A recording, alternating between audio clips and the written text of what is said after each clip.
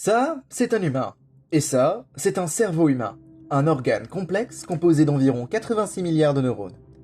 Ces cellules spécialisées sont responsables de la transmission des informations dans tout le corps et permettent le mouvement, la perception, la pensée et les émotions. Pour comprendre leur fonctionnement, nous allons explorer la structure d'un neurone et étudier le mécanisme de transmission synaptique. Voici donc un neurone. C'est une cellule constituée de plusieurs éléments qui lui permettent de recevoir et de transmettre des signaux. Nous avons donc le soma, le corps cellulaire qui contient le noyau, et le cytoplasme. C'est le centre de contrôle du neurone, où sont intégrées les informations reçues. Voici ensuite les dendrites, des prolongements qui reçoivent les signaux provenant des autres neurones et les transmettent au soma sous forme de signaux électriques. Ça, c'est l'axone, une longue fibre nerveuse qui conduit l'influx nerveux du corps cellulaire jusqu'au bouton synaptique. Elle est entourée d'une gaine de myéline qui isole l'axone et accélère la transmission de l'influx nerveux en permettant une conduction plus rapide entre les nœuds de Ranvier. Et enfin, les terminaisons synaptiques, ou boutons synaptiques, qui assurent le transfert du signal vers un autre neurone ou une cellule cible.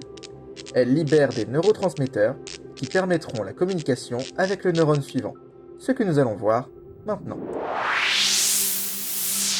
Lors de la transmission synaptique, les neurones ne se touchent pas. Ils communiquent grâce à un espace appelé synapse, où des neurotransmetteurs sont libérés pour transmettre l'influx nerveux. Ces neurotransmetteurs sont libérés par les vésicules synaptiques grâce à des protéines comme la synaptotagmine et la synaptobrévine. Il existe différents types de neurotransmetteurs.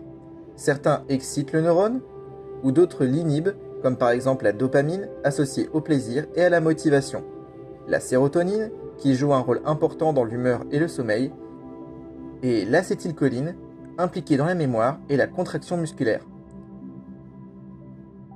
Parmi les facteurs influençant la transmission synaptique, il y a un phénomène appelé plasticité synaptique, grâce auquel les connexions neuronales peuvent se modifier en fonction de l'apprentissage et de l'expérience.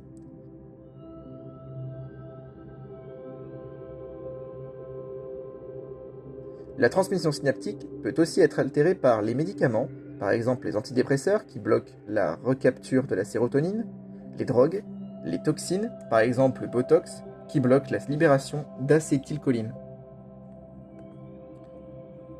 Pour conclure, comprendre le fonctionnement des neurones permet de mieux appréhender certaines maladies du cerveau, comme la maladie d'Alzheimer ou la sclérose en plaques.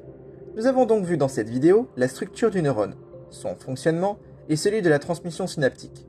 Nous pouvons donc dire que le neurone est un système fascinant qui façonne notre pensée, notre mémoire et nos actions.